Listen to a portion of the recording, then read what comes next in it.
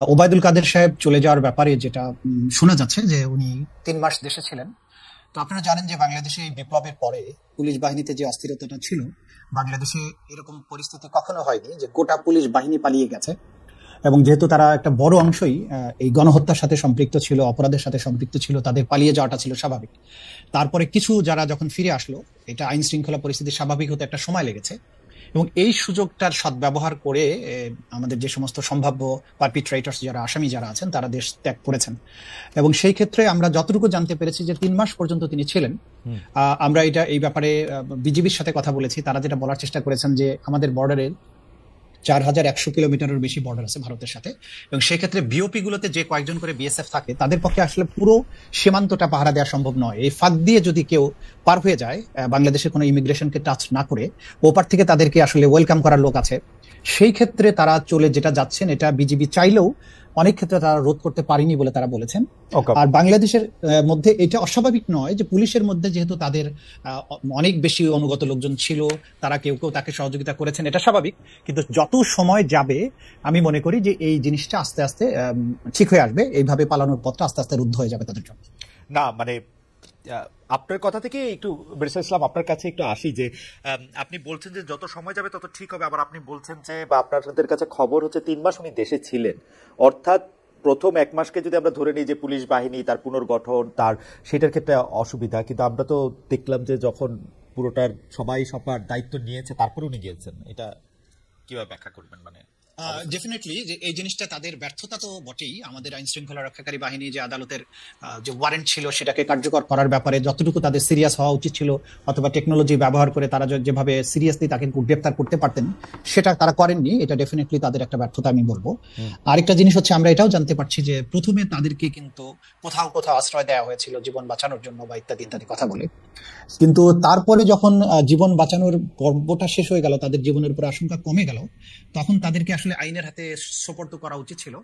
সেই জায়গাটায় একটা শূন্যতা হয়েছে বলে আমরা মনে করছি। আপনার কাছে কি মনে হচ্ছে যে এটার ক্ষেত্রে কিছুটা পিক এন্ড চুজ করা হয়েছে, যে কাকে আসলে মানে আশ্রয় নিতে সবাই এক জায়গাতেই গিয়েছেন, আমরা ক্যান্টনমেন্টের কথা বলতে পারি, কিন্তু তারপরে পিক এন্ড চুজ করা হয়েছে কাকে তুলে দেওয়া হবে কাকে তুলে দেওয়া হবে না, ব্যাপারটা কি এরকম?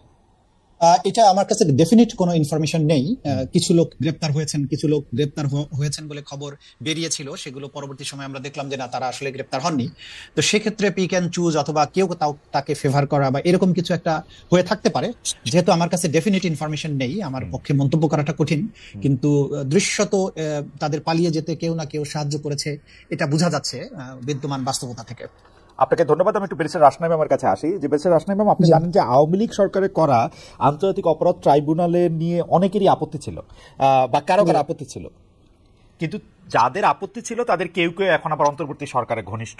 এই সরকার ট্রাইব্যুনাল পুনর্গঠন করেছে, এই পুনর্গঠন প্রক্রিয়া থেকে আপনি কি বার্তা পেয়েছেন? আমি প্রশ্নটা আরেকটু স্পেসিফিক করি।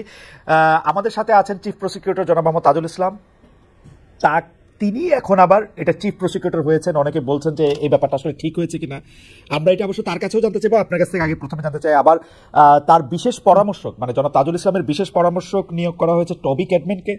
আমরা আওয়ামী লীগ আমলে আন্তর্জাতিক অপরাধ ট্রাইব্যুনালে 71-এর মানবতা বিরোধী অপরাধের যখন বিচার চলছিল, তখন এই ব্রিটিশ আইনজীবী টবি ক্যাডম্যান অভিযুক্তদের পক্ষে আইনজীবী হিসেবে বাংলাদেশ আসতে চেয়েছিলেন, যদিও তখন তা আসতে দেওয়া হয়নি। এটা থেকে আসলে আমরা কি বার্তা পাচ্ছি, মানে মানে আমরা কি আমরা আপনার কাছে একটু শুনি।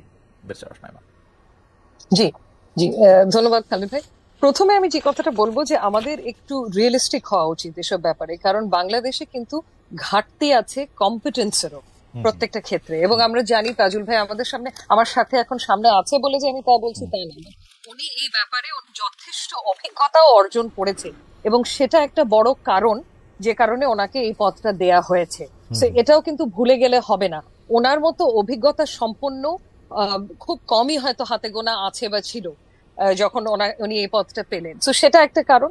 এখন আরেকটা আপনি বলতে পারেন যে অপটিক্সটা নিয়ে হয়তো অনেকের জন্য অনেকের প্রশ্ন উঠেছে যে ওনার রাজনীতি বলেন বা ওনার প্রিভিয়াস রেকর্ডস গুলো দেখলে মনে হবে যে উনি কি ইম্পার্শিয়াল হতে হবে নাকি, কিন্তু এখানে তো ওনার ইম্পার্শিয়ালিটিটা যত না প্রয়োজন, ওনার স্বাধীন হওয়াটা যত না প্রয়োজন, তার থেকে বেশি প্রয়োজন কিন্তু যে ট্রাইব্যুনালটা স্বাধীন কি না, যে বিচারটা করবে।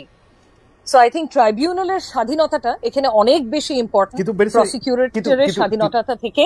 কিন্তু আমরা যখন বার কাউন্সিলের থেকে আপনারা সনদ নেন তখন আপনারা তো আসলে এইটারও সনদ নেন, আপনারা তো আসলে যারা আইনজীবী আছেন তারা তো আসলে বিচারের extended hand, law officer of the court. তো আপনারা যদি স্বাধীনভাবে কাজ না করতে পারেন সেই বিচার তো আসলে খুব ভালো হওয়ার সম্ভাবনা মানে কমে যায়, কারণ আসলে আদালতকে তো সাহায্য করেন আইনজীবীরা এবং তারাও একটা কম্পিটেন্ট হ্যান্ড, মানে অবশ্যই মানে তাদের বাদ দেয়া আমি মানে আপনাদের কাছে এটা বলা তো আসলে একটু, কারণ আপনারা এটা খুব ভালো করে জানেন যে আপনাদের সনদটাই এইটা যে আপনারা আসলে আদালতকেই সাহায্য করবেন বিচারটা পাওয়ার জন্য। এখন যদি কোনো কারণে আপনাদের বা জনাব তাজুল ইসলামের গতবারের অবস্থান থেকে যদি এইটা মনে হইতে থাকে যে তিনি আসলে আদালতকে ঠিক সিনসিয়ারলি সাহায্য করবেন না বা পার্শিয়ালি সাহায্য করবেন, এটা যদি মনে হয় তাহলে এটা একটা সমস্যাজনক কিনা? অ্যাবসলিউটলি, আপনি সঠিক কথা বলেছেন যে প্রথমে আমরা আইনজীবী হিসেবে আমরা officers of the court, so আমাদের দায়িত্ব হচ্ছে প্রাইমারিলি কোর্টের কাছে এবং আমাদের দায়িত্ব হচ্ছে কোর্টকে অ্যাসিস্ট করা আইনের ব্যাখ্যার মাধ্যমে এবং সাথে সাথে আমাদের ক্লায়েন্টকে রিপ্রেজেন্ট করা। সো ওটা তো আছেই, এবং স্বাধীন একটা বিচার বিভাগ বা স্বাধীন যদি ট্রাইব্যুনাল আমরা চাই, অবশ্যই তার সাথে স্বাধীন ওয়ার্ডটা থেকে আমি যে ইউজ করবো তা না, বা তার সাথে আমাদের যে ওথটা নেওয়া হয়েছে, আমরা অ্যাডভোকেট যখন হয়েছি আমাদের যে কোড অফ কন্ডাক্ট আছে সেটা যে মেনে কাজ করে, সেটা যে মেনে প্র্যাকটিস করে, এমনই কাউকে আমাদের চিফ প্রসিকিউটর হিসেবে দরকার। সে বিষয়ে দ্বিমত পোষণ করার কোনো স্কোপ নেই। হ্যাভিং সেড দ্যাট, আমি যেটা বলছি যে উনি যথেষ্ট competent for this position, number one. Number two, ওনার স্বাধীনতা নিয়ে প্রশ্ন তোলার মতো এখন পর্যন্ত, এটলিস্ট পদ পাওয়ার পর থেকে এখন পর্যন্ত আমার চোখে কিছু পড়েনি। আপাতত সামনে গিয়ে যদি পড়ে তাজুল ভাইয়ের, তাহলে তাজুল ভাইকে কাঠগড়ায় দাঁড় করাবো, সেটা অন্য জিনিস, কিন্তু আমার চোখে পড়েনি। বাট হ্যাঁ, অপটিক্সটা নিয়ে অনেকে প্রশ্ন করেছে যে, কিন্তু সেখানে আমি বলবো যে একটু রিয়েলিস্টিক হওয়া দরকার, কারণ এখানে কম্পিটেন্স। ব্যারিস্টার রাশনা ইমাম যেরকম অভিজ্ঞতার উপর জোর দিচ্ছেন, আমি আপনাকে ধন্যবাদ জানাই। আসলে জনাব তাজুল ইসলামের কম্পিটেন্স নিয়ে, অভিজ্ঞতা নিয়ে কেউ এই প্রশ্ন তুলতেই পারবে না। আবার পাশাপাশি অপটিক্সের কথা বলছেন, আমরা জনাব তাজুল ইসলামের কাছে যাই। জনাব তাজুল ইসলাম, মানে ব্যাপারটা একটু উইয়ার্ড কিনা, আমি প্রশ্নটা ইলাবোরেট করলাম না। মানে ধরেন আমরা আপনাকে যে আদালতে আসলে ডিফেন্স লয়ার দেখছি, সেইটাতে আপনি যখন এটার মধ্যে কেসটা কনস্ট্রাক্ট করতেছেন, বিপরীতে যেই থাক না কেন, এটা একটু উইয়ার্ড কিনা, মানে এটা আপনি কিভাবে হ্যান্ডেল করছেন?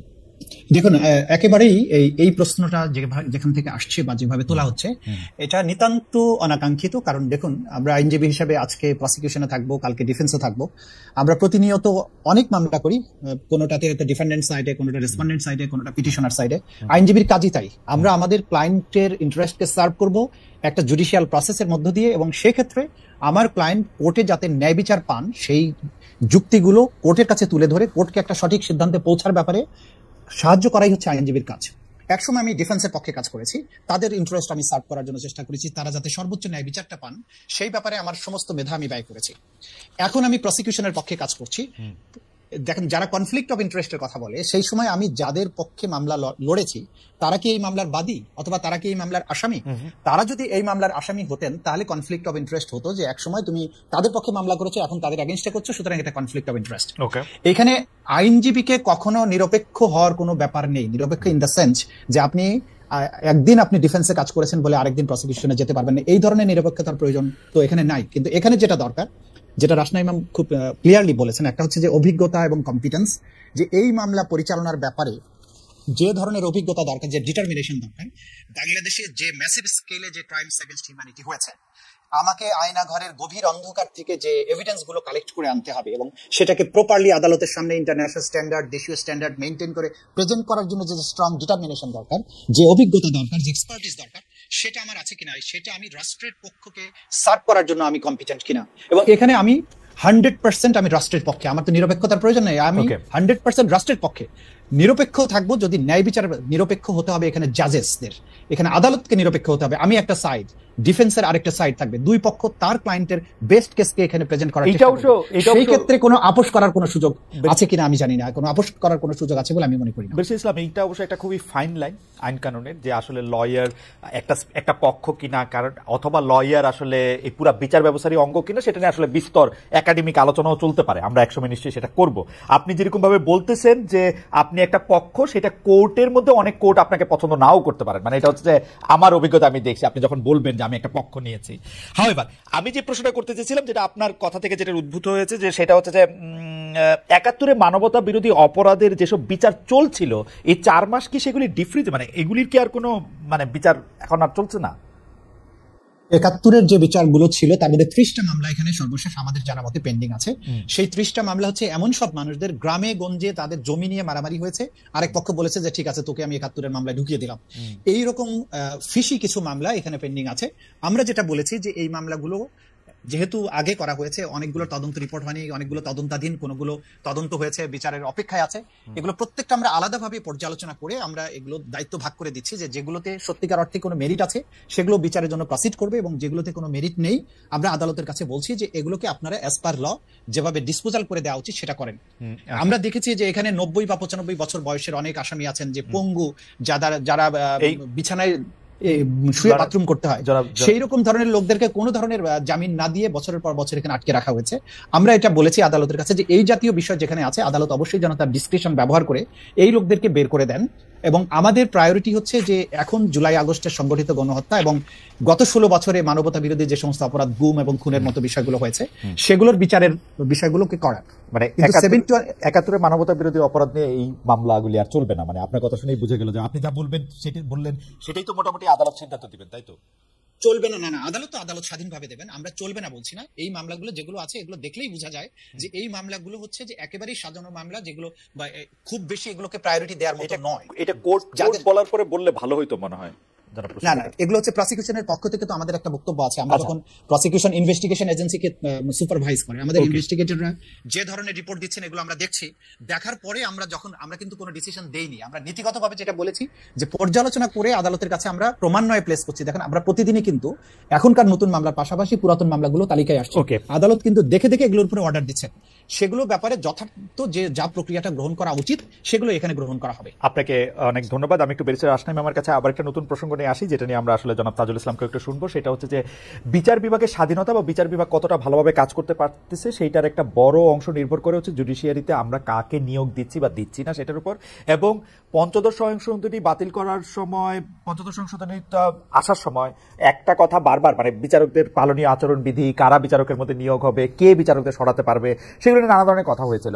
আমরা এখন এই সরকারের আমলে যেসব নিয়োগ দেখছি, বিশেষ করে মানে জুডিশিয়ারিতে নিয়োগগুলা, ট্রায়াল হাইকোর্টের ডিভিশনে তো বটে, ট্রায়াল কোর্টেও আসলে গুরুত্বপূর্ণ জায়গাগুলিতে কে আসছেন কে আসছেন না সেগুলি বিবেচনা করে কি মনে হচ্ছে এই সরকার কি একটা স্বাধীন বিচার বিভাগ চান, নাকি এরকম একটা বিচার বিভাগ চান যে বিচার বিভাগ দিয়ে আসলে তাদের মতো করে সিদ্ধান্ত দেয়া যাবে?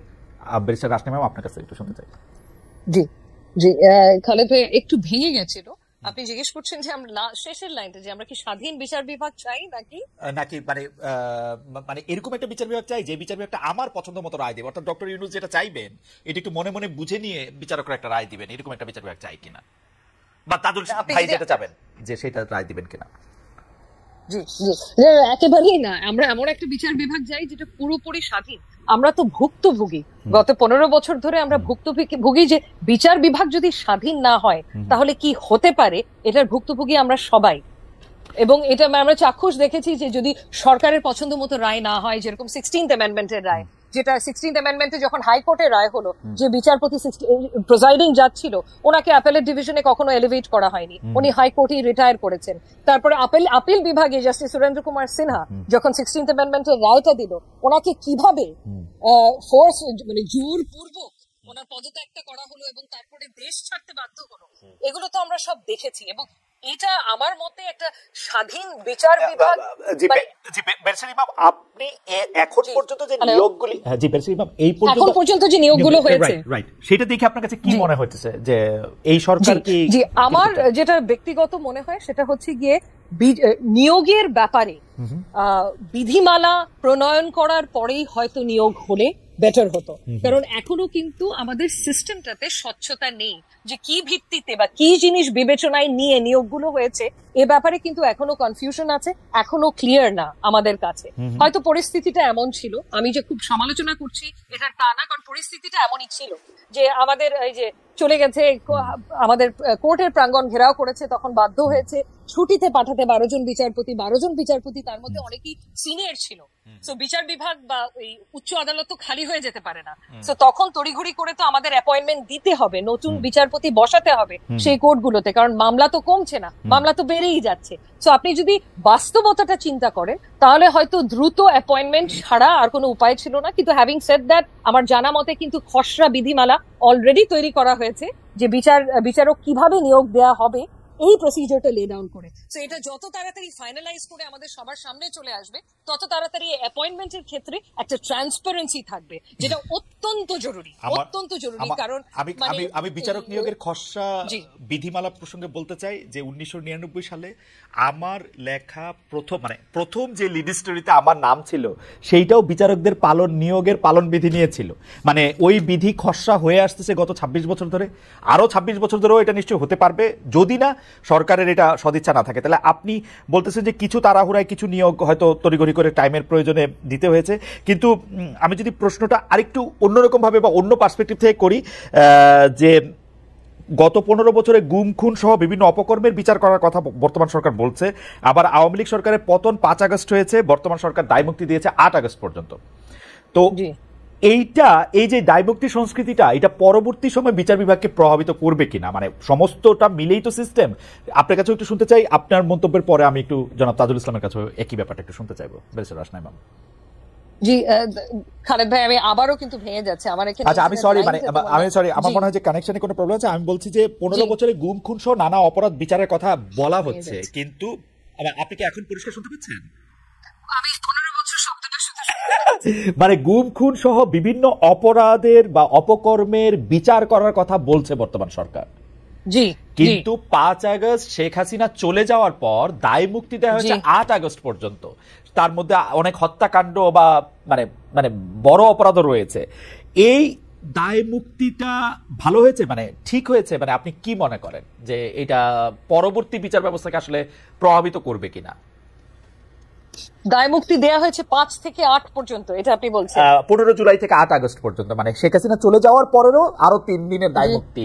মানে 5 আগস্ট পর্যন্ত দিলে এটা একরকম বোঝা যাইতো যে এটা তো ওই সরকারের সময় আসা ঘটনা, কিন্তু তারপরের 3টা দিন বেশি। তারপরে আমি 8 আগস্ট পর্যন্ত দায় মুক্তি দেওয়াটা আপনার ঠিক মনে হয়েছে কিনা? কারণ এই সরকার চলে গেছে 5 আগস্ট, তারপরে আরো 3 দিন দায় মুক্তি বেশি দেওয়া হয়েছে, এটা আপনার কাছে সঠিক মনে হয় কিনা অবস্থানটা, বা এই দায় মুক্তিটা পরবর্তীতে বিচার ব্যবস্থায় কোনো প্রভাব বিস্তার করবে কিনা? সরকার চলে গেছে 5 আগস্ট, তারপরে আরো বাড়তি 3 দিন, এখন আমি শুনতে পারলাম, দুঃখিত, সরি, আরো 3 দিন বাড়তি যে দায় মুক্তি দিয়েছে। এখানে সরকার চলে গেলেও খালেদ ভাই, সরকার চলে যাওয়ার এই অর্থ তো না যে সরকারের সকল লোকজন নিয়ে সরকার চলে গেছে। তার তো লাখ লাখ কর্মী, অনেক নেতারাও দেশে ছিল তখন।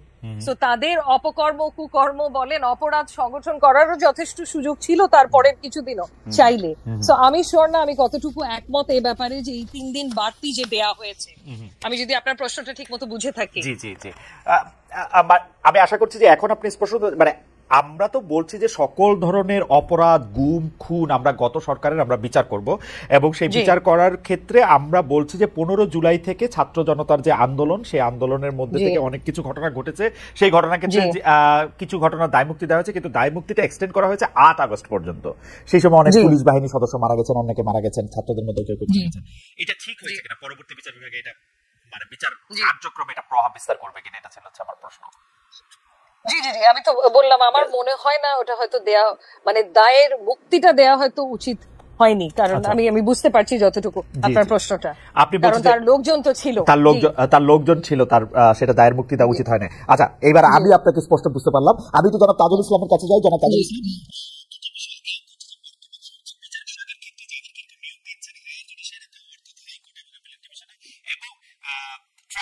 যাদেরকে কি পজিশনে নিয়োগ দিচ্ছেন এইটা দেখে আমরা লক্ষণে কি মনে হচ্ছে আপনার, যে সরকারকে একটা দাবেদার বিচার বিভাগ চান নাকি একটা স্বাধীন বিচার বিভাগ চান? জনাব তাজুল ইসলাম।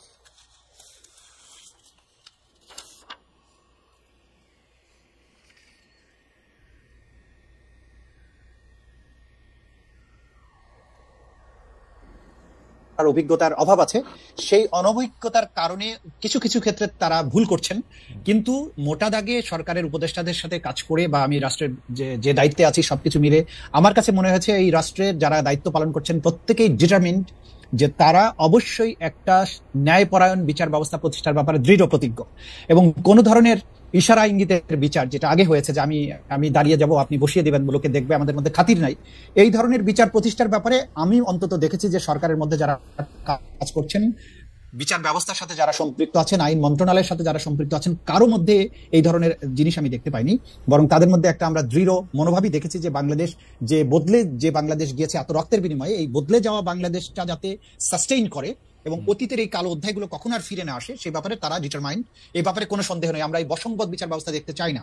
কিন্তু যেটা রাষ্ট্র ইতিমধ্যে বলেছেন যে আমাদের একটা তাৎক্ষণিকভাবে এই বিষয়টা অ্যাড্রেস করার প্রশ্ন ছিল, বিচারকরা পদত্যাগ করেছেন, তাদেরকে সরিয়ে দেওয়ার দরকার ছিল। যে আগের সরকারের আমলে যারা এই সমস্ত গুম খুনকে বৈধতা দিয়েছেন, ছাত্র জনতার উপরে গুলি চালাতে সেগুলোকে বৈধতা দিয়েছেন, সীমান্তের 10 কিলোমিটারকে ফাঁকা করে দেওয়ার মতো একটা ন্যাক্কারজনক রায় দিয়েছেন, এমন বিচারকরা ছিল তখন এই রাষ্ট্রকে নিরাপদ করার প্রয়োজনেই বিচার ব্যবস্থাকে ক্লিনজিং এর একটা প্রশ্ন ছিল, তাদেরকে সরাতে হয়েছে এবং সেটা এখনো শেষ হয়নি বলে আমি মনে করি। কিন্তু এই সময়ে সুপ্রিম কোর্টকে চালু রাখতে হলে আমাদেরকে দ্রুততম সময়ের মধ্যে বিচারক নিয়োগ দেওয়া দরকার ছিল। সেই নিয়োগ তারা দিয়েছেন কিছুটা, এবং সেই নিয়োগ দেওয়ার ক্ষেত্রে কোনো কোনো ক্ষেত্রে হয়তোবা দু একটা ভুল ভ্রান্তি হয়ে থাকতে পারে, দু একটা নিয়োগের ব্যাপারে প্রশ্ন থাকতে পারে যে এটা না দিলে ভালো হতো, কিন্তু এটা কিওর করার সুযোগ সামনে আছে। এবং এটার প্রধান কারণ হচ্ছে এই সরকারে যারা আছেন তাদের হঠাৎ করে এই এতগুলো নিয়োগ এটা কখনো একবারে দেওয়ার প্রয়োজন হয়নি, এমন পরিস্থিতি বাংলাদেশে কখনো আসেনি যে পরিস্থিতিতে তাড়াহুড়া করে যেটা করতে হয়েছে। এখানে ভুল ভ্রান্তি হতে পারে, কিন্তু আমি তাদের ইন্টেনশনের মধ্যে কোনো রকমের ঘাটতি দেখছি না। প্রত্যেকে ডিটারমাইন্ড বাংলাদেশে একটা নিরপেক্ষ বিচার ব্যবস্থা প্রতিষ্ঠার ব্যাপারে। জনাব তাজুল ইসলাম, প্রফেসর আসিফ নজরুল বিচার বিভাগকে কতটা প্রভাবিত করছেন? মানে তিনি কি সবকিছু ঠিক করেন? মানে কোন মামলা করা হবে, কাকে জামিন দেওয়া হবে, কে বিচারকের নিয়োগ করা হবে, যেটা আসলে তা ঠিক করার কথা না। বিচার বিভাগ স্বাধীন হিসেবে মাজার হোসেন রায়ের পরে সেটা আসলে চিফ জাস্টিসের সিদ্ধান্তে আসলে হওয়ার কথা। কিন্তু এই ক্ষেত্রেও কি জনাব অ্যাডভোকেট আনিসুল হকের মতো জনাব আসিফ নজরুল কি সবকিছু ঠিক করছেন? Absolutely not. আসিফ নজরুল সাহেবকে আমি কাছ থেকে দেখছি, তিনি আমি যে বিভাগে কাজ করি তারই দায়িত্বপ্রাপ্ত মন্ত্রী। আমার কোনো একটা সামান্যতম কাজেও তিনি কখনো ইন্টারফেয়ার করেন এবং বলেছেন যে আপনি যখন যেখানে যেটা করা আইনসঙ্গত মনে করবেন, ভালো করবেন, সেটা আপনি করবেন। আমার জানা মতে আমাদের মাননীয় প্রধান বিচারপতির সাথে কথা বলার জন্য ওনাকে বারবার অ্যাপয়েন্টমেন্ট সিক করে কথা বলতে হয়েছে। ওনাকে ডিকটেট করার প্রশ্নই ওঠে না, এবং বর্তমান যিনি প্রধান বিচারপতি আছেন তাকে ডিকটেট করার কোনো মানুষ বাংলাদেশে নাই। এবং আসিফ নজরুল সাহেবের ব্যাপারে যত কথাই বাইরে বলা হোক, আমি তাকে পেয়েছি একজন নিবেদিত প্রাণ, একটা দেশপ্রেমিক মানুষ হিসেবে। তিনি আপ্রাণ চেষ্টা করে যাচ্ছেন বিচার বিভাগে প্রভাব বিস্তার তো দূরে থাক, বিভাগের কোনো জায়গায় কোনো রকম প্রশ্ন তৈরি হোক, এটা যাতে না হয় সেটা আমাকে দিনে রাত উনি বলেছেন যে তাজুল আপনারা চেষ্টা করেন যে সমস্ত কিছু যেন বিতর্কের ঊর্ধ্বে থাকে। তো যে লোকটার সাথে আমি কাজ করছি, আমি প্রতিদিন দেখছি তাকে যে তিনি প্রভাব বিস্তারের কোনো কাজ তো দূরে থাকতে, যিনি আমাকে স্বাধীনভাবে নিরপেক্ষভাবে যাতে কোনো প্রশ্ন না উঠে সেটা এনশিওর করার ব্যাপারে যে লোকটা এত বেশি সিনসিয়ার, তাকে যদি হঠাৎ বলা হয় যে তিনি সব বিষয়ে ডিসিশন দিচ্ছেন, সবকিছু ঠিক করে দিচ্ছেন, এটা ডাহা মিথ্যা কথা। আমি মনে করি যে এটা সঠিক নয়। দুটি বিষয়ে আপনার থেকে আরো একটু জানার ছিল যে একটা কথা প্রায় বলা হচ্ছে যে প্রফেসর আসিফ নজরুল যেহেতু আইন উপদেষ্টা, তার কারণে আমি কিন্তু মাননীয় প্রধান বিচারপতি সৈয়দ রেফাত আহমেদকে ব্যক্তিগতভাবে চিনি বলে আমি আপনার বক্তব্যের সাথে সম্পূর্ণ একমত যে সৈয়দ রেফাত আহমেদ যতদিন চেয়ারে বসে আছেন বা বেঁচে আছেন, অন্য কারো তাকে প্রভাবিত করা এটা একটা কঠিন কাজ, বা মানে আমি শুনি নাই যে এটা সম্ভব হবে কিনা। যাই হোক, কিন্তু দুটি বিষয় যে বিডিআর মানে পিলখানা হত্যা তদন্ত যে কমিশন করার কথা ছিল সেই কমিশন বাতিল করা, তারপরে হচ্ছে যে আরো বেশ কিছু নিয়োগ এবং অন্যান্য ক্ষেত্রে যে মাননীয় আইন উপদেষ্টার প্রভাব বিস্তার করার কথা আসছে, সেটি আপনি বলছেন যে সেটি আসলে একেবারেই সত্যি না। আমরা এই প্রসঙ্গে আমি একটু বিডিআর বা পিলখানা হত্যা নিয়ে আপনার বক্তব্যটা আরেকটু বেশি করে শুনতে চাইবো, যে এটাকে আসলে কমিশন করা দরকার ছিল, থাকলে এটা কিসের জন্য কমিশন, এটা আমরা এবার একটু শুনবো। আমরা আসছি আপনার কাছে, আমরা একটু বেরিয়ে রাস্তায় আমার কাছে যাই। আর তার আগে দর্শকদের কাছে আমরা জানতে চাইছিলাম যে 3 মাস আত্মগোপনে থাকার পর দেশ ত্যাগ করেছেন জনাব ওবায়দুল কাদের, তাকে ধরতে না পারা আইন শৃঙ্খলা রক্ষাকারী বাহিনীর ব্যর্থতা বলে মনে করেন কিনা? 93% দর্শক মনে করেন যে এটা আইন শৃঙ্খলা রক্ষাকারী বাহিনীর ব্যর্থতা, 7% মনে করেন যে না এটা ব্যর্থতা না। অনেক দর্শক, 1,54,000 দর্শক ভোট দিয়েছেন আমাদের এখনকার পর্যন্ত সর্বোচ্চ ভোটাভুটি, এবং সর্বোচ্চ ভোটাভুটির মধ্যে 93% দর্শক মনে করছেন যে এইটাতে আসলে আইন শৃঙ্খলা রক্ষাকারী বাহিনীর ব্যর্থতা। ব্যারিস্টার রাসনা ইমাম, আমি একটু তত্ত্বাবধায়ক সরকার ব্যবস্থা বিলুপ্তির বিধান বাতিল করে যে হাইকোর্টের রায় এবং যেটা গণভোটে ফেরা, সেটা সম্পর্কে একটু আপনার মত, আমি আশা করছি যে আপনি আজকে মানে এখন শুনতে পাচ্ছেন, আজকে অনেক, জি এখন শুনতে পাচ্ছি। আচ্ছা, সেটা হচ্ছে যে এই নির্দলীয় তত্ত্বাবধায়ক সরকার ব্যবস্থা বিলুপ্ত করা সংক্রান্ত পঞ্চদশ সংশোধনী, আপনি জানেন যে সংশোধনের 2টি ধারা সংবিধানের সাথে সাংঘর্ষিক বলে হাইকোর্ট বাতিল করেছে। একই সঙ্গে সংবিধান সংশোধনের ক্ষেত্রে গণভোটের বিধান পুনর্বহাল এবং আইনের আরো 4টি ধারা বাতিল করেছে আদালত। আমার প্রশ্নটি একটু এরকম যে এরকমটা তো আমরাও চেয়েছিলাম, ডক্টর ইউনূস সাহেবও চেয়েছিলেন, সম্ভবত তার ক্যাবিনেটও চেয়েছিলেন, কোর্টও চাচ্ছেন। এই যে আমাদের চাওয়া, বিশেষ করে আমাদের চাওয়া না, যিনি চেয়ারে বসে থাকেন তার চাওয়াটার সঙ্গে যে আদালতের চাওয়াটা মিলে যায়, এটা কি কাকতালীয় নাকি মানে এটা কিরকম, নাকি এটা যৌক্তিক? কারণ এই কোর্টেই তো আমরা একই কোর্টে তো আমরা এটা বাতিল হতে দেখছি।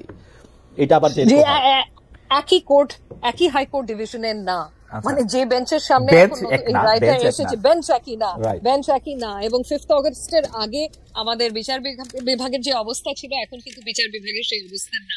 আমি এখানে আপনার প্রশ্নটার উত্তরটা দেই আগে। প্রথমত হচ্ছে যে এই পঞ্চদশ সংশোধনী কি করলো, এটা তত্ত্বাবধায়ক সরকার বাতিল করলো।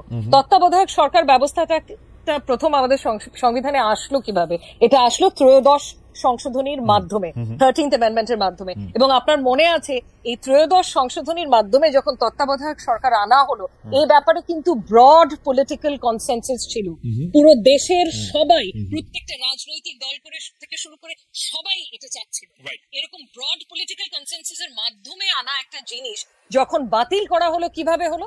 বাতিল করা হলো আওয়ামী লীগ সরকারের আমলে। প্রথমে বাতিল করলো আপিল বিভাগের রায়ের মাধ্যমে, জাস্টিস খায়রুল হক ওনার রায়ের মাধ্যমে বাতিল করে দিল তড়িঘড়ি করে, এবং পূর্ণাঙ্গ রায় বের হওয়ার আগেই পঞ্চদশ সংশোধনীর মাধ্যমে আবারও বাতিল করা হলো সেকেন্ডবারের মতো।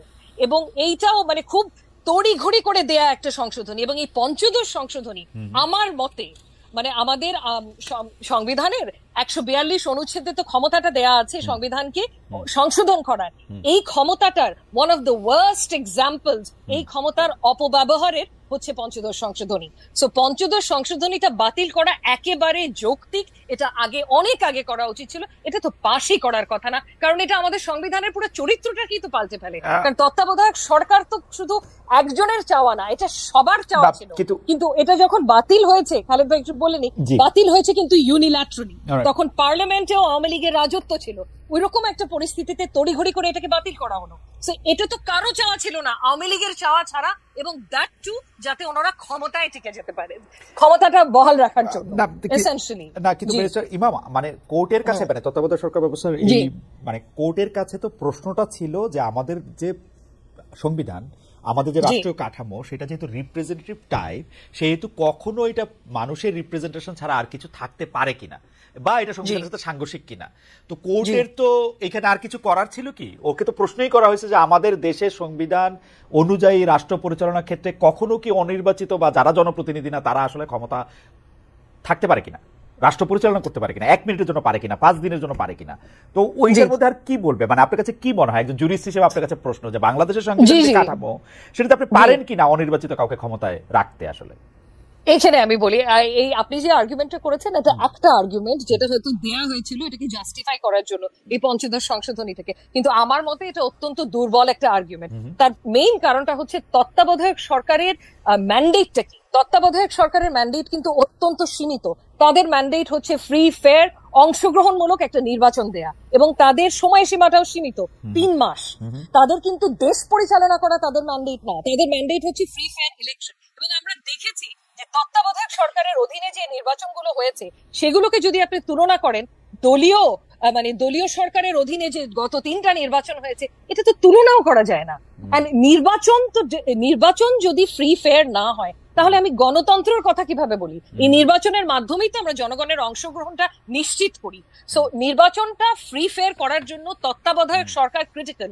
আমার মতে তত্ত্বাবধায়ক সরকারটা ব্যবস্থাটা ডেমোক্রেসির সাথে, মানে গণতন্ত্রের সাথে ইন্টেগ্রালি লিঙ্কড আমাদের দেশের প্রেক্ষাপটে। এবং শুধু আমি যে অ্যাবস্ট্রাক্ট কথা বলছি, একাডেমিক কথা বলছি তা না, আমাদের লিভড এক্সপিরিয়েন্স। আপনি গত 3টা নির্বাচন দেখেছেন, আপনি তত্ত্বাবধায়ক সরকারের অধীনে 2টা নির্বাচন দেখেছেন। এই দুটো কম্পেয়ার করলেই কিন্তু বোঝা যায় কোনটা কাজ করছে গণতন্ত্রের জন্য, কোনটা কাজ করছে না। তো আমার তো মনে হয় 100% যুক্তিগত কারণ আছে পঞ্চদশ সংশোধনীর এই প্রভিশন গুলো বাতিল করার পেছনে। ওকে, আমি জনাব তাজুল ইসলামের কাছে ফিরি।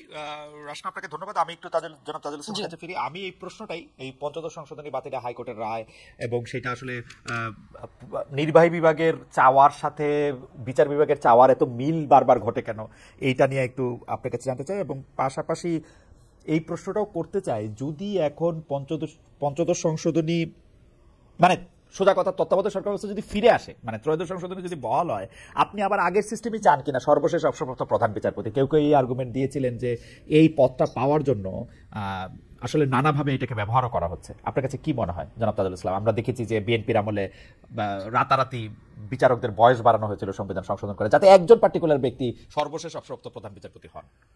জনাব তাজুল ইসলাম। জি জি, আপনাকে ধন্যবাদ। প্রথমত কথা হচ্ছে যে আপনি নির্বাচিত এবং অনির্বাচিত সরকারের যে কথাটা বলেছেন, এই ধারণার সাথে আমার কিন্তু ভিন্ন একটা মত আছে।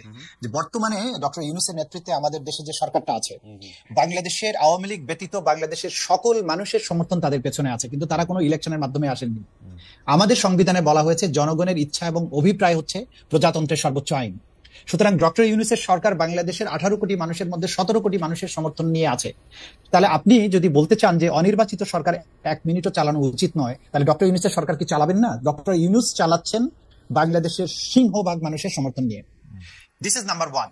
আমি কি একটা প্রশ্ন করতে পারি? জনগণের ইচ্ছা ও অভিপ্রায় বোঝার তো উপায় আমাদের সংবিধানে একরকমই বলে দিছে, তাই না? নির্বাচন, আমাদের সংবিধান কি জনগণের ইচ্ছা আর অভিপ্রায় কি আর কি রকম বলছে?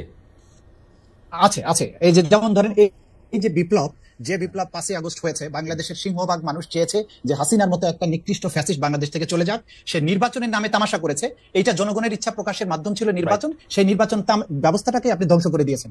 তখন আপনার ইচ্ছা এবং অভিপ্রায় প্রকাশের ব্যবস্থাটা কি, সেটা ছাত্ররা দেখিয়েছে। 5ই আগস্ট ঢাকার রাজপথ দেখিয়েছে জনগণ তাদের ইচ্ছা বহিঃপ্রকাশ কিভাবে ঘটান, এবং যার প্রেক্ষিতে বাংলাদেশের সকল মানুষের সমর্থনে এখন ডক্টর ইউনূসের সরকার আছেন। সুতরাং ইচ্ছা বা অভিপ্রায় প্রকাশ করার জন্য নির্বাচন ব্যবস্থার বাইরেও সুযোগ আছে, যেটা বিপ্লবের মধ্য দিয়ে প্রকাশিত হয়েছে। দ্বিতীয় কথা হচ্ছে যে তত্ত্বাবধায়ক সরকার ব্যবস্থা যখন এই সংবিধান ইন্ট্রোডিউস করা হয়েছিল 1990 সালে, আমাদের সবারই মনে আছে, সকল দলের সম্মিলিত সিদ্ধান্তের ভিত্তিতে কিন্তু সেটা হয়েছিল, কিন্তু সেটা কিন্তু নির্বাচন ছিল না। সুতরাং জনগণের ইচ্ছা এবং অভিপ্রায়ের মাধ্যমেই তত্ত্বাবধায়ক ব্যবস্থাটা এসেছে। সুতরাং 3 মাসের জন্য তারা যে একটা বিশেষ দায়িত্ব পালন করেন, এইটা তারা অনির্বাচিত হিসেবে 90 সালে কিন্তু অ্যাজ সাচ এইভাবে বলার সুযোগ নেই, কারণ তাদের এই মাননীয় চিফ প্রসিকিউটর 90 সালে কিন্তু তত্ত্বাবধায়ক সরকার ব্যবস্থা আসে নাই, একটা অস্থায়ী রাষ্ট্র কাঠামো আসছে। তত্ত্বাবধায়ক সরকার ব্যবস্থা আসছে কিন্তু 96 সালে জনগণের অভিপ্রায় দিয়ে।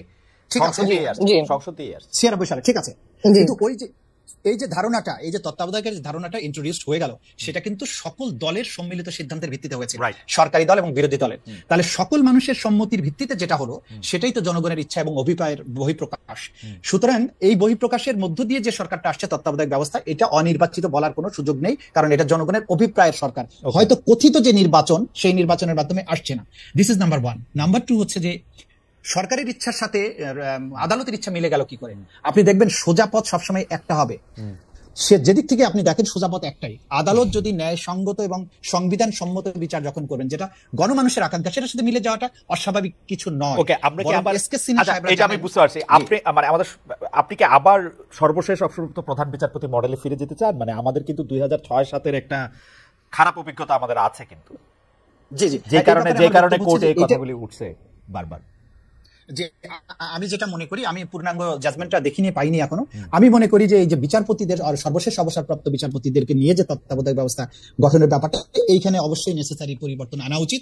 কারণ তা না হলে এই পদটাকে টার্গেট করে যে সমস্ত অপকর্মগুলো হয়, সেখানে বিচারপতিদের বয়স নিয়ে কথাবার্তা, বা কাকে প্রধান বিচারপতি করা হবে, কাকে সুপারসিড করা হবে, কে আমার অনুগত হবে, এই যে অশুভ এবং অস্বাস্থ্যকর একটা প্রতিযোগিতা শুরু হয়ে যায়, এই ব্যাপারটা অ্যাড্রেস করা উচিত। এটা সম্মিলিত সিদ্ধান্তের ভিত্তিতে যে সংবিধান সংস্কারের জন্য যারা কমিশন করেছেন, আমার মনে হয় তারা যদি একটা যুক্তিসঙ্গত একটা বিষয় এখানে ইন্ট্রোডিউস করেন, সেটাই জাতির আকাঙ্ক্ষার সাথে সঙ্গতিপূর্ণ হবে। ব্যবস্থাটা থাকা উচিত, তবে ওই সর্বশেষ প্রধান বিচারপতি বা এই যে ব্যাপারটা, এই ব্যাপারটা আমি মনে করি এটা অবশ্যই পুনর্বিবেচনার দাবি। মানে 3 জোটের রূপরেখা তো একটা আমাদের সবার ইচ্ছার অভিপ্রায়। আমরাও সে সময় মাঠে ছিলাম তাদের ভাই, আমাদের আমাদের ইচ্ছারও আসলে অভিপ্রায় ঘটছে, এতে কোনো মানে ইচ্ছারও প্রকাশ করছে, অভিপ্রায়েরই প্রকাশ করছে, কিন্তু আমরা তো সর্বশেষ প্রধান বিচারপতিকেই ভাবছিলাম যে তাকে নিয়ে কোনোদিন কোনো কিছু করা হবে না, বিতর্ক হবে না।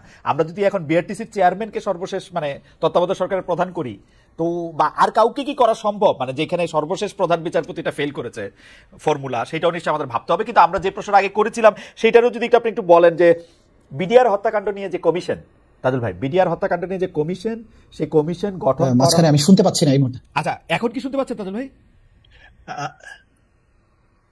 আপনি কি আজকে আমার জানা নাই যে টেকনিক্যাল, তাজুল ভাই আপনি কি আমাকে শুনতে পাচ্ছেন এখন? না, উনি বোধহয় আমাকে আমাকে ঠিক করে শুনতে পাচ্ছেন না, অনেকে শুনতে পাচ্ছেন না। আমি আসবো আবার আপনার কাছে একই প্রশ্নে, যে এখন এই বিডিআর হত্যাকাণ্ড নিয়ে যে কমিশন গঠন করা হলো না ব্যারিস্টার আসলাম, এটা নিয়ে আপনি কোনো কিছু বলবেন যে এটাকে আসলে কমিশন করা উচিত ছিল, এই বিচারটা বা এখানে যে ঘটনাগুলি সেটা আসলে তদন্ত করা উচিত ছিল কিনা, সরকার কি এটা চাপা দিতে চেষ্টা করছে কিনা, বা কেউ কেউ বলছে যে আর্মি চাচ্ছে না যে এটার মধ্যে একটা কমিশন হোক? আপনার টেকটা একটু আমরা জানতে চাই। জি জি, আমি পত্রপত্রিকায় যতটুকু দেখলাম যে বিচারাধীন আছে এই বিষয়টা, এবং সেই কারণেই কমিশন গঠন করা থেকে আপাতত বিরত থেকেছে, if I am not mistaken. আমি এতটুকু দেখেছি, যদি বিচারাধীন থাকে তাহলে তো এই ব্যাপারে আপাতত কমিশন গঠন করা থেকে বিরত থাকাই ভালো। কিন্তু বিচারাধীন যদি না থেকে থাকে, আমি এই তথ্যটা এখনো নিজে ভেরিফাই করিনি, সেক্ষেত্রে কমিশন গঠন করা অত্যন্ত গুরুত্বপূর্ণ, অত্যন্ত গুরুত্বপূর্ণ। কারণ এটা তো একটা বিচারাধীন তো আছেই, মানে এটা একটা অনেকগুলি লেয়ারের বিচার এখানে হইতেছে। সেইখানের মধ্যে কিছু বিচার হয়েছে, সেটার মধ্যে যে অ্যাপিলের মানে বিচারের বিরুদ্ধে আপিল পেন্ডিং আছে অনেকগুলির বিচার হচ্ছে, মানে কোনো না কোনো ফরম্যাটে অসংখ্য বলা ঠিক হবে না, মানে আমার কাছে সংখ্যাটা নাই, অনেকগুলি মামলা আসলে বিচারাধীনের মধ্যে আছে। কিন্তু এর মধ্যে এনকোয়ারি কমিটি তো কোনো গঠন করা হয়নি কোর্টের অর্ডারের মাধ্যমে।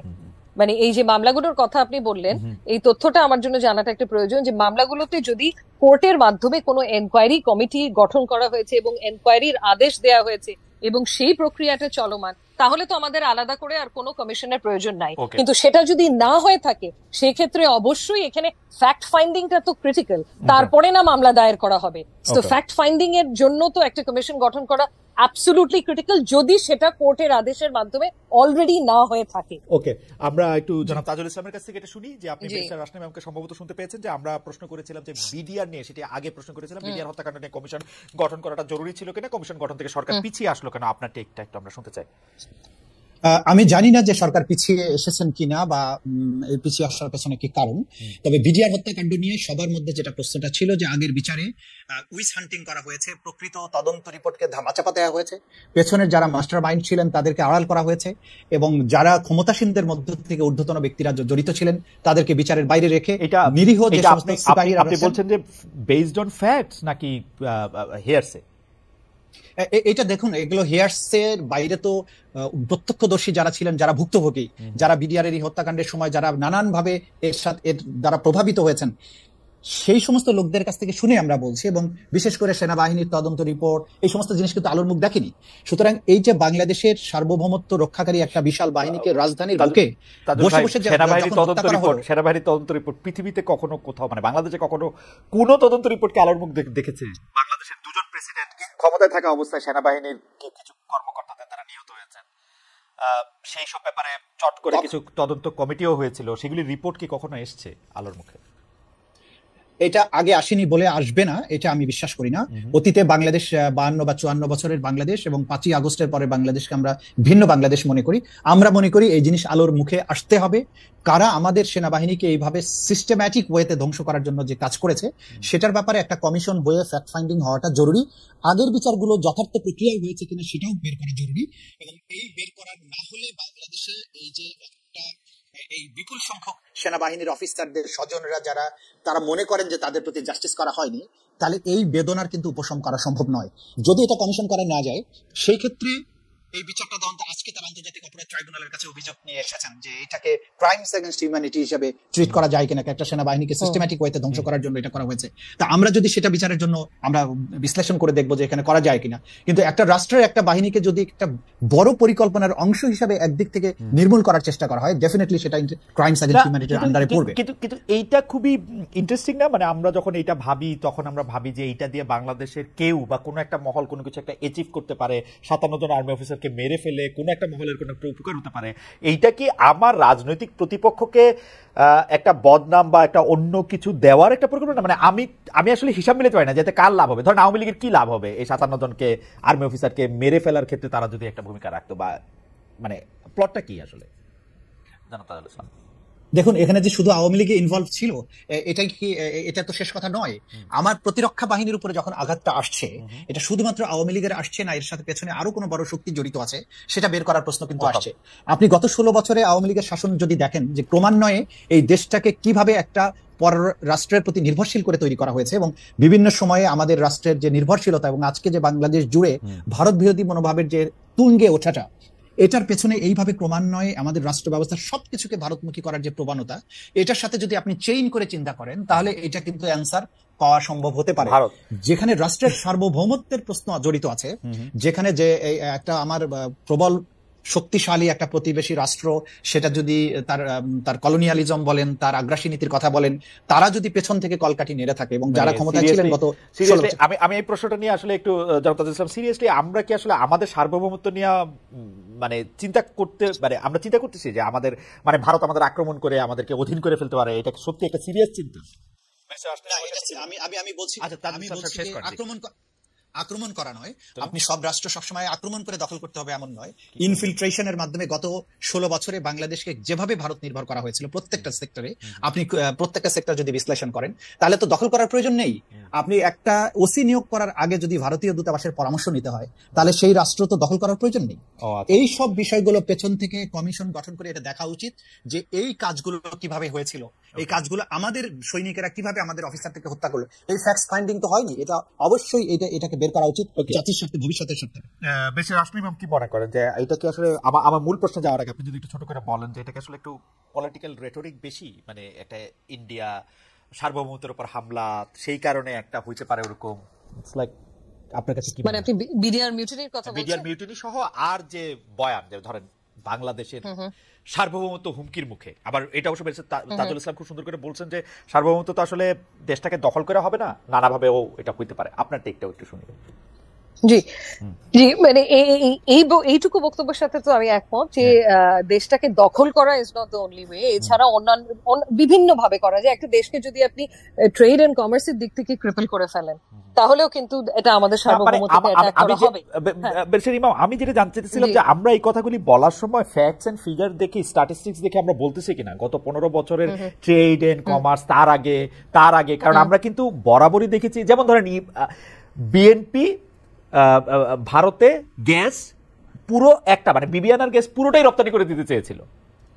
ভারতকে তো আমরা যে সরকারি ক্ষমতায় আসুক তার আসলে এক ধরনের সুবিধা করতেই দেখি, তার সাথে তো একটা ইন্ডিয়া সাথে শেখ হাসিনা হয়তো বেশি করছে, কিন্তু আমরা তো হিস্টোরিক ভাবে তাই দেখি আসলে। মানে এটা আমরা কেন এটা বলবো, মানে এখানে আমি একটা কথা বলি খালেদ ভাই, সেটা হচ্ছে গিয়ে আমরা তো এই গ্লোবালাইজেশনের যুগে বাংলাদেশ তো আইসোলেটেড ভাবে এক্সিস্ট করতে পারে না। সো ভারত আমাদের শক্তিশালী প্রতিবেশী, এবং নানাভাবে ভারতের সাথে আমাদের সম্পর্ক আজকের না, সেটা হিস্টোরিক্যালি বলেন, কালচারালি বলেন, ভাষাগত ভাবে বলেন, ট্রেড এন্ড কমার্স বলেন, প্রত্যেকটা বর্ডার শেয়ারিং তো আমি বাদই দিলাম, আছে প্রত্যেকটা ভাবে কিন্তু ইন্টেগ্রালি কানেক্টেড এই দুটো দেশ।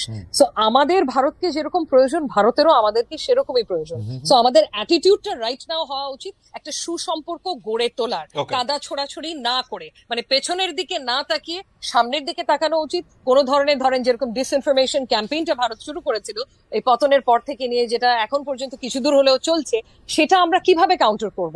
আমরা কিন্তু সেটাকে উগ্রভাবে কাউন্টার করলে হবে না, আমাদের সেটাকে কাউন্টার করতে হবে ফ্যাক্টস দিয়ে। আমরা ফ্যাক্টস গুলো পুরো বিশ্বের কাছে, ভারতের কাছে তুলে ধরবো যে এটা ডিসইনফরমেশন কেন। আমরা যদি এই এক্সট্রিমিজমকে এক্সট্রিমিজম দিয়ে কাউন্টার করি তাহলে তো হবে না, কারণ দুটো দেশকেরই তো দুটো দেশের প্রয়োজন।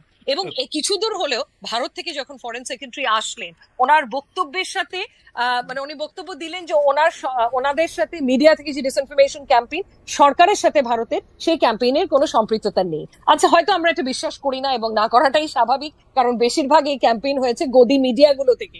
বাট হ্যাভিং সেড দ্যাট, ওনারা যে এরকম একটা বক্তব্য এখন করছেন অফিসিয়ালি, এটা হয়তো একটা ইন্ডিকেশন যে সামনে গিয়ে ওনারাও একটা সুসম্পর্ক গড়তে চাচ্ছে বাংলাদেশের মানুষের সাথে, অ্যাজ অপোজ টু শেখ হাসিনার সাথে, মানে কোনো ব্যক্তি বা পার্টির সাথে। আচ্ছা, আমি খালি এতটুকুই বলবো খালেদ ভাই, যে আমরা ফ্যাক্টস এর ভিত্তিতে কথা এখন বলা উচিত এগিয়ে গিয়ে, as opposed to political rhetoric or anything else. জি, আমাদেরকে চ্যানেল 24 সরাসরি দেখাচ্ছিল। চ্যানেল 24 এখন টপ অফ দ্য আওয়ার নিউজের জন্য চলে যাবে, সেই কিন্তু আমরা আরো কিছুক্ষণ আপনার সাথে থাকা যাব। সেই জন্য আমি ব্যারিস্টার রাশনা ইমামের কাছে যে প্রশ্নটা করতে চাই, সেই প্রশ্নটা নিয়ে আবার জনাব তাজুল ইসলামের কাছে আসবো। যে আপনি জানেন যে সম্প্রতি প্রধান উপদেষ্টা অধ্যাপক মোহাম্মদ ইউনূসের কাছে যে প্রতিবেদন জমা দিয়েছেন গুম সংক্রান্ত তদন্ত কমিশন, সেখানে অনেক গুরুতর অভিযোগের একটি হচ্ছে আওয়ামী লীগ শাসনামলে গুমের সঙ্গে ভারতের সম্পৃক্ত থাকার অভিযোগ। আমাদের প্রশ্ন, এটা অভ্যন্তরীণ বিষয় হলে এটার উদ্যোগ তুলনামূলকভাবে সহজ হতো, যে আমরা এটা পরীক্ষা করাটা সহজ হতো, কিন্তু ভারতের সম্পৃক্ততার যে অভিযোগ, আমরা কাগজে অভিযোগ যে আমরা দেখলাম, তা নিয়ে আমাদের সরকার আসলে কি করতে পারবে, নাকি শুধু কাগজে এই বিষয়টি থেকে যাবে? আমরা জনাব তাজুল ইসলামের কাছে আসবো। আমরা একটু ব্যারিস্টার রাশনা ইমামের কাছে শুনতে চাই যে গুমের সাথে যে ভারতের সম্পৃক্ত থাকার অভিযোগ, গুম সংক্রান্ত তদন্ত কমিশন যেটা বলেছে, সেইটার ক্ষেত্রে আমাদের আসলে কি করার আছে, বা আসলে সরকারের উদ্দেশ্যে কি হওয়া উচিত? জি, আপাতত যে রিপোর্টটা, প্রতিবেদনটা বের হয়েছে, এখানে তো আমার ধারণা প্রাথমিকভাবে প্রমাণ পাওয়া গেছে, এই ভাষাটা ব্যবহার করা হয়েছে সোফার শেখ হাসিনা এবং তার দলের শীর্ষস্থানীয় কিছু নেতাদের কথা। ভারতের ব্যাপারে যে এভিডেন্সটা পাওয়া গেছে, ওটার ভাষাটা কিন্তু আমি শিওর না, আপনি হয়তো আমাকে কারেক্ট করতে পারবেন। ওখানে যদি বলে থাকে প্রাথমিকভাবে, সেক্ষেত্রে আমি বলবো আমরা আগে পূর্ণাঙ্গ ফাইনাল রিপোর্টটা দেখে নিই, যে ওই রিপোর্টে কি কি তথ্য বেরিয়ে আসে, এবং তার সাথে এভিডেন্স দেখে নিই। এভিডেন্স দেখার পরেই কিন্তু we will be in a position যে আমরা এটাকে কিভাবে অ্যাপ্রোচ করব। প্রথমে কি ডিপ্লোম্যাটিক ভাবে অ্যাপ্রোচ করব, নাকি অন্য কোনো ভাবে অ্যাপ্রোচ করব? বাট আমাদের তথ্য নিয়ে কথা বলা উচিত, এভিডেন্স হাতে নিয়ে কথা বলা উচিত। আমার ধারণা জনাব তাজুল ইসলাম আমাদের এই ব্যাপারে একটু সাহায্য করতে পারবেন। জনাব তাজুল ইসলাম, যে গুম সংক্রান্ত তদন্ত কমিশনের রিপোর্টে এই জাতীয় কাজের জন্য ভারতের সম্পৃক্ততা থাকার অভিযোগ এসছে বলে আমরা জেনেছি, এইটার ক্ষেত্রে আসলে সরকারের কি করার দরকার, এবং এটা কিভাবে, মানে আপনি আরেকটু আমাদেরকে একটু জানাবেন কিনা যে এটাতে আসলে আমরা মানে ইনফরমেশনটা কি? কারণ আমরা পত্রপত্রিকায় পড়েছি যে এই ভারতীয় সম্পৃক্ততা পেয়েছে গুম সংক্রান্ত কমিশন, কিন্তু আমরা এর চেয়ে বেশি কিছু জানতে পারিনি এখনো। জি, আমি গুম কমিশনের রিপোর্টের ব্যাপারে আংশিক যেটা প্রকাশিত হয়েছে সেটা আমি নিজেও দেখেছি এবং পত্রপত্রিকাতেও এসেছে। সেখানে কিন্তু তারা খুব সুনির্দিষ্টভাবে বলেছে যে ভারত সরকার কিভাবে এই গুম সংগঠনের ব্যাপারে সহায়তা করেছে। সেখানে তারা উদাহরণ হিসেবে বিএনপি নেতা সালাউদ্দিন আহমেদকে যে ভারতের সীমান্তে নিয়ে যাওয়ার পরে ভারত তাকে আটক করে যে কিভাবে এত বছর আটকে রেখেছে, সেই প্রসঙ্গটা নিয়ে এসেছেন সুখরঞ্জন বালির কথা, যে সুখরঞ্জন বালিকে যখন এই ট্রাইব্যুনালের প্রাঙ্গণ থেকে অপহরণ করা হয়, তারপরে তাকে পুশব্যাক করা হয় ইন্ডিয়ার মধ্যে, এবং সেখানে ইন্ডিয়ান পুলিশ সবকিছু জানা সত্ত্বেও বিএসএফ তাকে নিয়ে গিয়ে দমদম কারাগারে তাকে আটক রাখে অন্যায়ভাবে অনুপ্রবেশের দায়ে। এরকম আরো অনেকগুলো গুম ভিকটিমের সাক্ষাৎকার তারা নিয়েছেন, যাদেরকে বিভিন্ন সময় ভারতে নিয়ে যাওয়া হয়েছে, সেখানে আটকে রাখা হয়েছে, পরবর্তী সময়ে তারা মুক্তি পেয়ে হয়তো এসেছেন নানান ভাবে।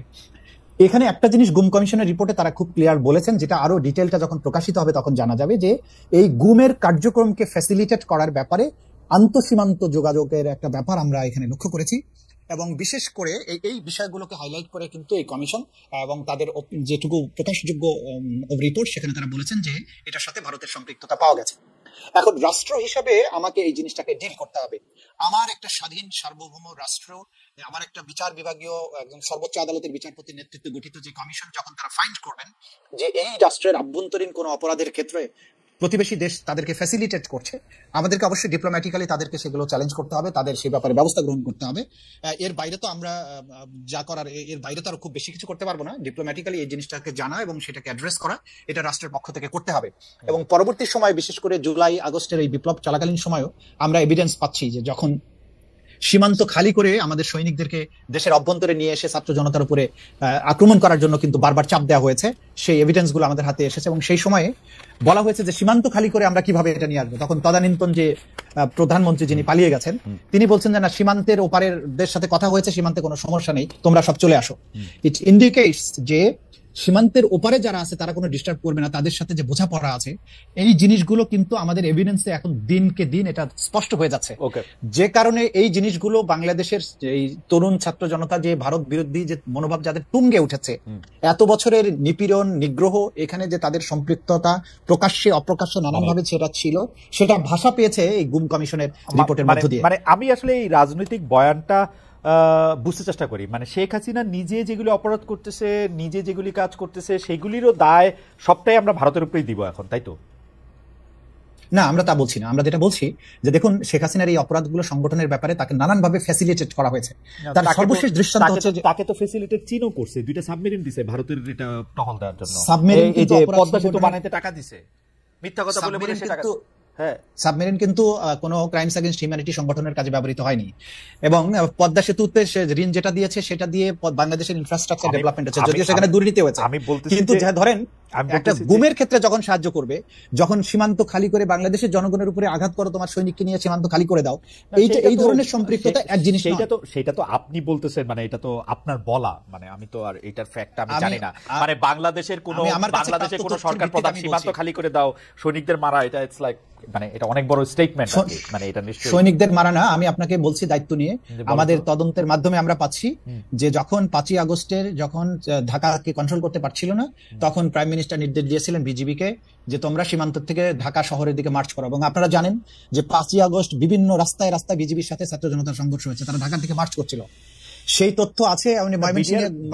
বিডিআর নিয়োগ করতে হলে তো সীমানা থেকেই নিতে হবে, আর কোথাও থেকে নিয়োগ করার উপায় নেই, মানে বিজিবিকে নিয়োগ করা। তাহলে সীমান্তকে অরক্ষিত রেখে আপনি সৈনিকদেরকে ঢাকার দিকে মার্চ করতে বলা, এবং সেক্ষেত্রে আবার যখন বলা হয়েছে যে আমি যেটা করব, তো তাহলে তো সীমান্ত অনেক ক্ষতি হয়ে যাবে, তখন যে তিনি যে অ্যান্সার গুলো দিয়েছেন, যেগুলোর প্রমাণ আমরা পেয়ে গেছি আমাদের হাতে, তো এগুলোর থেকে এগুলো অনেক বেশি সত্য কথা, কিন্তু ইট ইজ রিয়ালিটি। ওকে, ঠিক আছে, আমি মেনে নিলাম। এমনিতেই লোকে বলতেছে যে আমি আওয়ামী লীগের প্রেসিডিয়ামের সদস্য কিনা, কেন তো আওয়ামী লীগের হয়ে কথা বলতেছি যে ভাই আচ্ছা যাই হোক, প্রেসিডিয়াম কিন্তু ফাঁকা আছে, আপনি চাইলে হয়ে যেতে পারেন।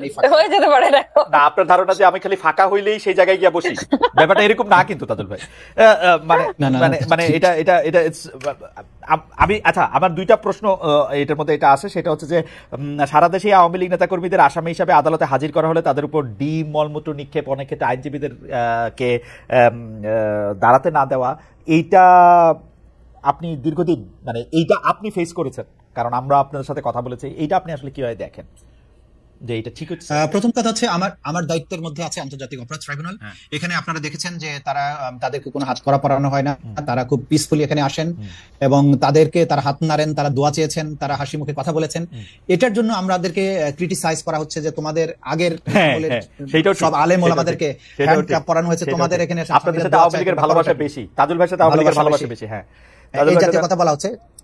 তো এটা যেটা জজ কোর্টে প্রথম দিকে ধরেন যখন ম্যাজিস্ট্রেট কোর্টগুলোতে তাদেরকে হাজির করা হয়েছে, তখন জাস্ট বিপ্লবের পর একটা তখন একটা ট্রমার থেকে বেরিয়ে আসা, এবং মানুষ তখন অনেক বেশি উত্তেজিত, শহীদদের রক্ত তখনও শুকায় নাই, মানুষ আহত, তখন একটা ইমোশনের ভিত্তিতে যেগুলো হয়েছে সেগুলো অনাকাঙ্ক্ষিত, এগুলো আদালত অঙ্গনে হতে দেওয়া উচিত নয়। তবে এটা কিন্তু এখন বন্ধ হয়ে গেছে, এবং আমরা কেউই চাইবো না যে এই ধরনের পরিবেশ অন্তত আদালতে হোক। আচ্ছা, জয় বাংলা এখন জাতীয় স্লোগান না, কিন্তু এই স্লোগান নিষিদ্ধও না, কিন্তু আমাদের কাছে খবরগুলো এরকম আসতেছে যে জয় বাংলা স্লোগান দিতে গেলে আক্রমণের মুখে পড়তেছে। জয় বাংলা স্লোগান দেওয়ায় বা লেখার কারণে চাঁপাইনবাবগঞ্জে ছাত্রলীগের 2 জন কর্মীকে হত্যা করা হয়েছে। মানে সিরিয়াসলি এরকম ঘটনা ঘটতেছে আসলে তাজুল ভাই? আমার জানা নেই, তবে জয় বাংলা স্লোগানকে যেভাবে অপব্যবহার করা হয়েছে, প্রত্যেকটা অপকর্মের সাথে, হত্যাকাণ্ড, দুর্নীতি করতে গিয়ে জয় বাংলা স্লোগান দিয়েছে, মানুষ মারতে গিয়ে জয় বাংলা স্লোগান দিয়েছে, ব্যালট বাক্স ছিনতাই করতে গিয়ে জয় বাংলা স্লোগান দিয়েছে। এইভাবে যখন একটা অপরাধের স্লোগান হয়েছে, যখনই সে ধরা পড়তে গেছে তখন সে জয় বাংলা বলে ফেলেছে। কারণ হচ্ছে যে কারণ এই জয় বাংলা বলতে গেলে তো আর আওয়ামী লীগের সার্টিফিকেট লাগে না, এটা তো আমিও বলতে পারি, আপনিও বলতে পারেন, তাই না? মুশকিল আসানের যে স্লোগান, এখন যখনই এই স্লোগানটা 16 বছর ধরে একটা অপরাধ সংগঠনের হাতিয়ার হিসেবে ব্যবহৃত হয়েছে, মানুষ কিন্তু যখনই এখন কেউ আরেকবার জয় বাংলা বলার চেষ্টা করে, তখন জয় বাংলা স্লোগানটা তার শত্রু না, তার পেছনের যে মানুষটার অপরাধী মানসিকতা, তাকে কিন্তু মানুষ আক্রমণ করে। সুতরাং জয় বাংলাকে দোষ দিয়েন না, দোষ দিতে হবে আসলে তার পেছনের মানুষটা যে এই স্লোগানটাকে অপব্যবহার করে অপকর্মগুলো করেছে। সুতরাং বাংলাদেশে এই পরিস্থিতিটা আরো কিছুদিন থাকবে। আমার মনে হয় যে এই জয় বাংলা স্লোগানে যদি কোনো সমস্যা না থাকে, এটা ঠিক হয়ে যেত আপনারা যদি জয় বাংলা স্লোগান দিতে শুরু করতেন, তাহলে যেহেতু এটা আমাদের মুক্তিযুদ্ধের স্লোগান, এটা তো দেয়াই যেতে পারে, কিন্তু যেহেতু এটা আওয়ামী লীগেরই দেওয়ার জন্য আপনারা এটা রাইখা দিচ্ছেন, তাতে ঝামেলা হয় কিনা। যাই হোক, তাদের আপনাকে ধন্যবাদ, আমাদের সময় নাই, আমরা একটু বেরিয়ে আসতে পারবো। এই 2টা প্রসঙ্গে খালি আমি একটু শুনতে চাই, যে এক হচ্ছে যে বিপরীত পক্ষের আইনজীবীদের দাঁড়াতে না দেওয়া, আর 2 হচ্ছে যে আসলে যারাই আওয়ামী লীগ, যারাই ছাত্রলীগ, তাদেরকে এখন খুঁজে খুঁজে মেরে ফেলা বা জয় বাংলা হলে মেরে ফেলা, কেস দেওয়া, বা এটা আপনি আসলে কিভাবে দেখেন? মানে পত্রপত্রিকা যে রিপোর্টটা আসে, এটা তো অত্যন্ত দুঃখজনক, কারণ একজন আইনজীবী হয়ে আমি কখনোই এটাকে সমর্থন করতে পারবো না, কারণ আমাদের সংবিধানেই দেয়া আছে যে দ্রুত এবং প্রকাশ্য বিচার লাভের অধিকার সবার আছে, সে যেই হোক না কেন। সো এইভাবে করে হেনস্থা করা তো একেবারেই উচিত হবে না, এবং আই থিঙ্ক এটা কমেওছে। যেটা তাজুল ভাই বলছিল যে পতনের পর এটা বেড়ে গেছিল, কিন্তু এখন এটা আস্তে আস্তে কন্ট্রোলে আনা হয়েছে, এবং আশা করি সামনে গিয়ে এরকম আর পরিস্থিতি দাঁড়াবে না। সো অবভিয়াসলি এটাকে আমি কোনোভাবেই ভালো চোখে দেখি না এবং সমর্থনও করি না।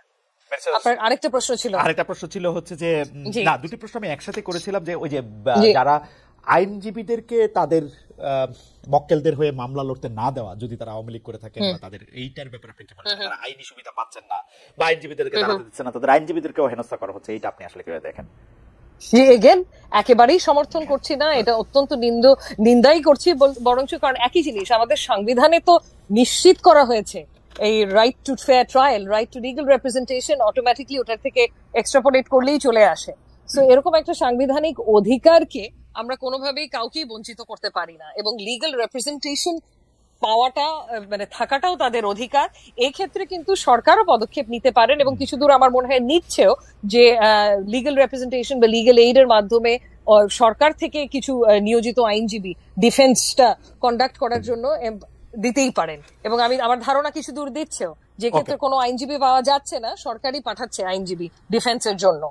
আমি এখানে একটা লাইন অ্যাড করতে চাই, যে বললেন আন্তর্জাতিক অপরাধ ট্রাইব্যুনালে তাদের আইনজীবী আছেন এবং কোন রকমের বাধাবিঘ্নতা নয়, বরং তাদেরকে আমরা বলেছি যে আপনাদের যদি বিদেশি পরামর্শক লাগে আপনারা আনতে পারেন, এবং সব ধরনের সহযোগিতা তাদেরকে আমরা করছি এবং ফিউচারও করা হবে। সুতরাং প্রথম দিকে যেটা হয়েছে, যেটা আমি বললাম যে ডিম ছোড়ার কাজটা যেটা প্রথম দিকে উত্তেজনার সময় হয়েছে, ওই সময়ই কিছু বিচ্ছিন্ন ঘটনা ঘটেছে, এটা কিন্তু এখন আর হচ্ছে না। এবং বিশেষ করে যে আন্তর্জাতিক অপরাধ ট্রাইব্যুনালে তাদের বিচার হচ্ছে, এখানে খুবই স্মুথ এবং খুবই ভয়ভীতিহীন পরিবেশ। এখানে আইনজীবীরা খুব প্রফেশনাল দায়িত্ব পালন করতে কোনো রকমের বাধা নেই। এই ব্যাপারে কেউ কোনো অভিযোগ করেননি এবং করতে পারবেন না আশা করছি। এবং এই ব্যাপারে আমরা 100% সবাইকে নিশ্চয়তা দিচ্ছি যে এইখানে আসামিদের ডিফেন্ড করতে যারা আসবেন, তারা প্রপারলি প্রসিকিউশন যতটা সুবিধা ভোগ করে ঠিক ততটাই সুবিধা এখানে ভোগ করবেন। এই ব্যাপারে কারো মনে যেন কোনো দ্বিধা না থাকে। আমরা তাদেরকে সব ধরনের আইনগত সুযোগ দেওয়ার জন্য সব ধরনের ব্যবস্থা করছি। জনাব তাজুল ইসলাম, আপনাকে অনেক ধন্যবাদ। অনেক ধন্যবাদ ব্যারিস্টার খালেদ ভাই। আমি যদি একটা বক্তব্য অ্যাড করতে পারি খালি এখানে, শুধু একটা লাস্ট একটা যেটা বলবো, যে এই যে বিচার প্রক্রিয়াটা এখন হবে, যেখানে আওয়ামী লীগের শেখ হাসিনা থেকে শুরু করে সকল শীর্ষস্থানীয় নেতা থেকে নিচের দিকে সবাইকে বিচার করা হবে, পুরো পৃথিবী কিন্তু এটার দিকে তাকিয়ে আছে, বিশেষ করে আন্তর্জাতিক অপরাধ ট্রাইব্যুনাল। পৃথিবী কি আমরা তাকিয়ে আছি, ইন্ডিয়া তাকিয়ে আছে, এবং ভারতে ইন্ধন যোগানোর জন্য তো আওয়ামী লীগের লোকজন বসেই আছে। আমার মনে হয় এই ব্যাপারটা একদমই পরিষ্কার। ব্যারিস্টার রাসনা ইমাম, আপনাকে গ্রহণযোগ্যতাটা খুব দরকার, এটা গ্রহণযোগ্য হতে হবে ব্যারিস্টার রাসনা ইমাম, প্রক্রিয়াটা। আপনাকে অনেক ধন্যবাদ। অনেক ধন্যবাদ জনাব তাজুল ইসলাম আপনাকেও। এবং আমি আসলে তাজুল ভাই যেহেতু কথাটা উঠালেন এবং অনেক দর্শক যেহেতু জানতে চাইছেন, না আমি আওয়ামী লীগের সভাপতির পদও যদি দেওয়া হয় আমি নিতে ইচ্ছুক না, আওয়ামী লীগেরটাও যেমন নিতে ইচ্ছুক না, বিএনপিটাও নিতে ইচ্ছুক না। তাজুল ভাই বাংলাদেশের প্রেসিডেন্ট হন, রাসনা ইমাম প্রধানমন্ত্রী হন, আপনাদের জন্য অনেক শুভেচ্ছা থাকলো। অনেকগুলি রাজনীতি আপনারা করেন, আমি রাজনীতির মধ্যে নাই, আপাতত নাই। আপনাদের সবাইকে অনেক অনেক অনেক ধন্যবাদ।